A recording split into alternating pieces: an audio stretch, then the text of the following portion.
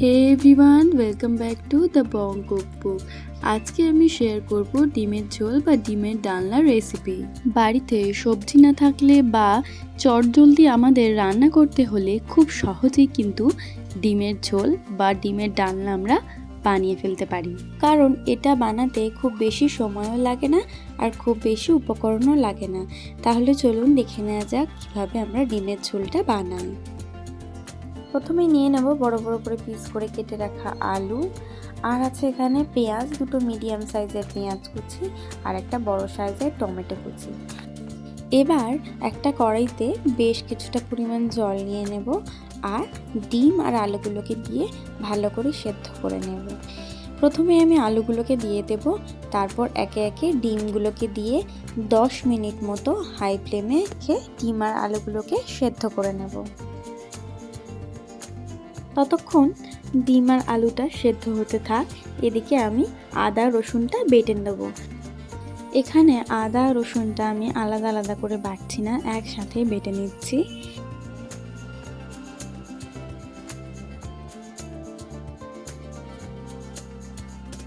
এখানে আমার আদা রসুনটা বাটা হয়ে গেছে, এদিকে প্রায় 10 মিনিট হয়ে গেছে আর এখানে আমার ডিম আলুটা ভালো মতো সেদ্ধ হয়ে গেছে।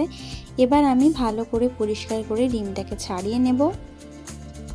ডিমটাকে ছাড়িয়ে নেওয়ার পর ডিমের গায়ে নুন আর হলুদ মাখিয়ে নেব, যাতে ডিমটা ভাজার সময় একটা সুন্দর কালার আসে আর যখন ভাজবো তখন যেন তেল ছিটকে না আসে।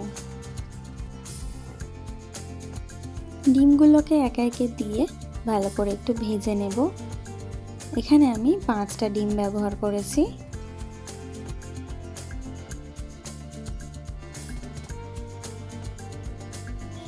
ডিমটা প্রায় ভাজা ভাজা হয়ে গেছে ভালো মতো, এবার কড়াই থেকে তুলে নেব।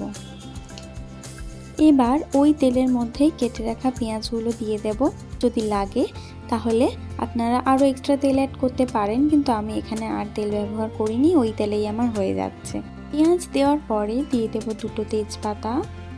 এবার একটু ভাজা ভাজা হয়ে গেলে 30 সেকেন্ড মতো ভাজা ভাজা হলে এর মধ্যে দিয়ে দেব চিনি। এটা আপনাদের স্বাদ মতো দিতে পারেন, আমি এখানে প্রায় 1 চামচ পরিমাণ চিনি দিয়েছি। এটা আপনাদের স্বাদ মতো আপনারা দেবেন, যাতে তরকারির টেস্টটাও অন্যরকম একটু হয় আর কালারটাও সুন্দর আসে।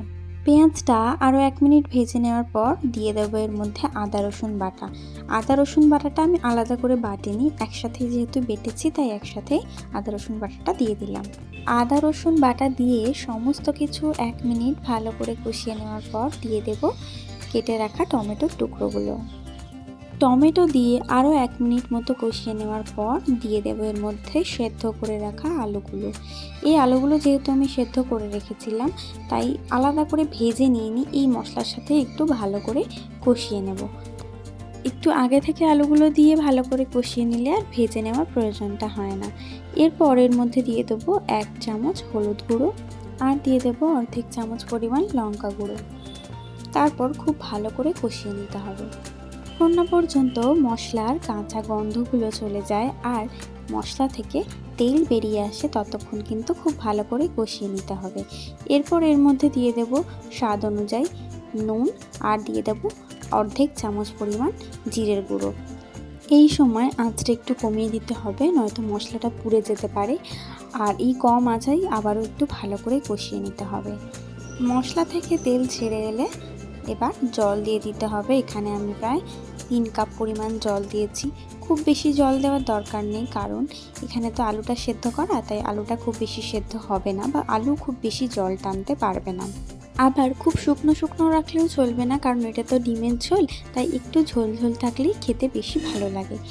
এবার হাই ফ্লেমে 3 থেকে 4 মিনিট ঝোলটাকে ফুটতে দিতে হবে, যাতে সমস্ত মশলাগুলো সেদ্ধ হয়ে যায়।